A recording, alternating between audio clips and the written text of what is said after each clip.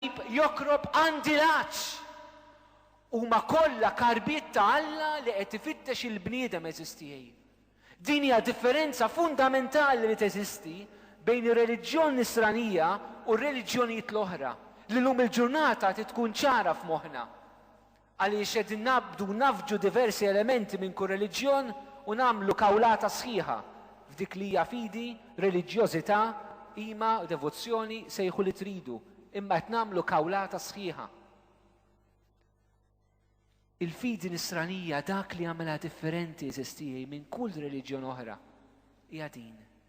Fil-waqt li reliġjonijiet kollha huma l-bniedem li qed ifittex il-Alla u allura sakemm hemm dan iva hemm elementi tajbin u pożittivi, il-fidi nisranija hija bil-maqlub.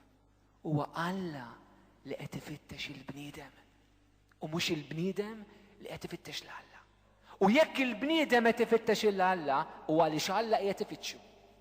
U jekk aħna nistgħu nsibu l-Alla f'ħajjitna għaliex Alla sab lilna fi Kristu Ġesu. U allura eżistijaj din id-differenza tagħmel differenza sieħa fit-talb. Għax allura jiena mmur nitlob l-ewwel ħaġa mhux għalija, mhux biex inħoss xi ħaġa jien, mhux biex inħossni tajjeb, mhux biex inkolli self-fulfillment fit-talb, mhux biex inħoss xi paċi fit-talb, mhux biex inkun sodisfatt jien fit-talb. Imma mmura li Alla tifittixni. Jiena nfittex il-ħin biex nitlob għaliex il-mulej qed jistennini biex niltaqa' miegħu. Ġesu għaċċan li jiltaqa' miegħek aktar milli jien taċċan li tiltaqa' miegħu. Zakkew il-Vanġel jgħidilna kellu xewqa kbira li jara minn kien Ġesu. Però Kristu kellu xewqa ikbar minn Zakkew eżistijej biex jiltaqa' ma' Zakkew. U morru nitolbu eżistijej. L-ewwel deċiżjoni tagħni hija din fit-talb. Jien semmur biex nagħti ċans il Ġesu jiltaqa' miegħi fil-kwiet, bi kwietna. It-talb jitlaq mix-xewqa li Alla għandu sabiex jiltaqa' magħna. U frott ta' din ix-xewqa eżistijej, aħna nsibu fil-qalb tagħna wkoll xewqa lih. Aħna wallasna kalamita, ninġibdu lejn xulxin u jinġibet lejna u aħna ninġibdu lejh. U fil-qalb tagħna l-kol kemm aħna anka l-iktar bniedem li hu maqtuh minn Alla, hemm xewqa l-Alla. Dik ix-xewqa poġġija Alla l-imbierek fil-qalb tagħna. Hija tnejda tal-Ispirtu t'Alla li jokrob fil-qalb ta' kull bniedem. Hija xewqa li qiegħda hemm u li ħasra li ħafna jażlu li jippruvaw joħonquha. Hija ħasra li ħafna jażlu li jippruvaw jimlew ix-xewqa l-Alla mhux b'Alla imma b'affarijiet oħrajn li jaħsbu li se jimlulhom qalbhom u minflok jiżvujtjawilhom. U allura eżistijej, irridu narfu li aħna meta mmorru nitolbu ninqabdu bejn żewġ imħabbiet, bejn żewġ ewqat. Kristu li hu mxenna għalik u li int imxenna għalih. San Pawl eżistijej għamel esperjenza profonda ta' dan Ġesu illi kien imxenna għalih, kien jgħid irid nitlef kollox biex nakwista l-Kristu. Irrid naħta fil-Kristu bħalma Kristu diġà ħataf lili. Xemm espressjonijiet qawwija aktar minn hekk. Naħta fil-Kristu bħalma Kristu diġà ħataf lili. Ara xewqa profonda Pawlu kellu għall-Kristu. Mhux tab xejn San Pawl jgħidilna itolbu bla waqfien. Itolbu bla waqfien. Mhijiex esaġerazzjoni. X'qed jgħidilna? Ixxenqu għall-Kristu bla waqfien fil-ħajja tagħkom. Kunu mxenqin għall-Alla. Hija l-istess esperjenza li aħna nsibu fil-ktieb tas-Salmi fejn għandna l-bniedem li jitniet għall-Alla.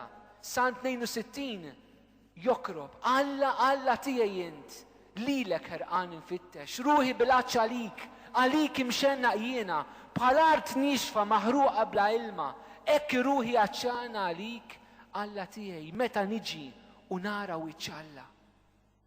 Din ix-xewqa profonda eżisti li minnha jitlaq it-talb. Xewqa ta' Alla lina u tagħna lih.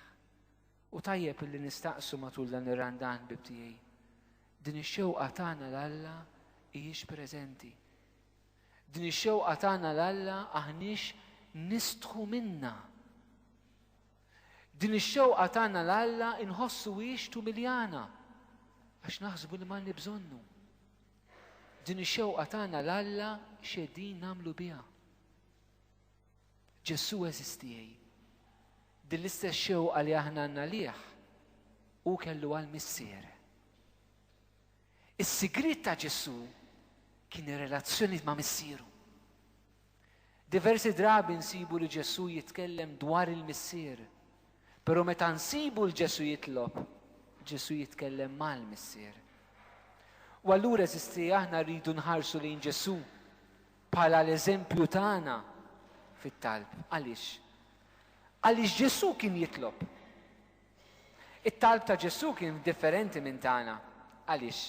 Għaliex fil-waqt li Ġesu kien kontinwament preżenti għal Alla l-Missier f'relazzjoni intima kontinwa miegħu, aħna maħniex dik l-intimità kontinwa ma' Ġesu. Allura meta nitolbu aħna għandna bżonn dawk il-mumenti biex nidħlu nkunu konxi li se neħlu f'din l-intimità ma' Ġesu. Però Ġesu wkoll kien jitlob eżistijej. Ġesu kien imur jitlob f'postijiet partikolari. Kien imur jitlob fuq l-għolijiet pereżempju, diversi drabi. Kien imur jitlob fil-ġnien ta' sebbuġ. Ġesu kellu l-postijiet partikolari tiegħu fejn jitlob. Ġesu kellu l-ħinijiet tiegħu biex jitlob. Insibu pereżempju li kien imur jitlob bil-lejl, diversi drabi. Naraw li Ġesu qatta il-lejl sieħ jitlob fit-talb. Ġesu eżistijej kien jitlob f'mumenti deċisivi ta' ħajtu. Pereżempju naraw Ġesu daħal għal-Ministeru Pubbliku tiegħu għamel 40 ġurnata jsum u jitlob. Imbagħad skont il-Vanġelu ta' Luqa, Ġesu fil-mument tal-Mamudija meta l-Ispirtu Santu jinżel fuq u l-Missier isemma leħnu, Luqa jgħidilna li Ġesu kien qed jitlob. Meta Ġesu tela fuq il-muntanja Tabor biex jitbiddel quddiem Pietru, Ġakobu u Ġwanni, Ġesu tela biex jitlob. Meta Ġesu mar biex jażel lill-Apostli l-12, qabel ma żilhom, Ġesu jgħaddi lejl fit-talb. Meta Ġesu jidħol għall-passjoni, Ġesu jibda l-passjoni fit-talb fil-Ġetsemani. Ġesu imut jitlob, Missier nerħi ruħi fidejk. Araw kif il-momenti ta' talb tar-relazzjoni tiegħu mal-Missier, tal-għaqda tiegħu mal-Missier kienu kontinwi u fil-momenti kollha tal-ħajja tiegħu il-mulej Ġesu. U daw il-momenti kollha li semmejt eżistijej huma kollha momenti li fihom aħna wkoll għandna bżonn nitolbu. Il-Mamudija biha Ġesu inawgura l-Ministeru tiegħu. Kull darba li aħna nidħlu għal xi ħaġa fil-Knisja eżistijej, aħna fil-Knisja maħniex biex nagħmlu karriera. U l-karrierizmu m'hemmx postu fil-Knisja f'ħadd. La fis-saċerdoti, la fir-reliġjużi, la fil-lajċi u f'ħadd. Aħna maħniex fil-Knisja biex nagħmlu karriera. Aħna fil-Knisja biex inkunu għaddejja ta' Sidna Ġesu Kristu. U nkunu nafu kemm aħna għaddejja u ministri tiegħu meta dak li nagħmlu jibda fit-talb.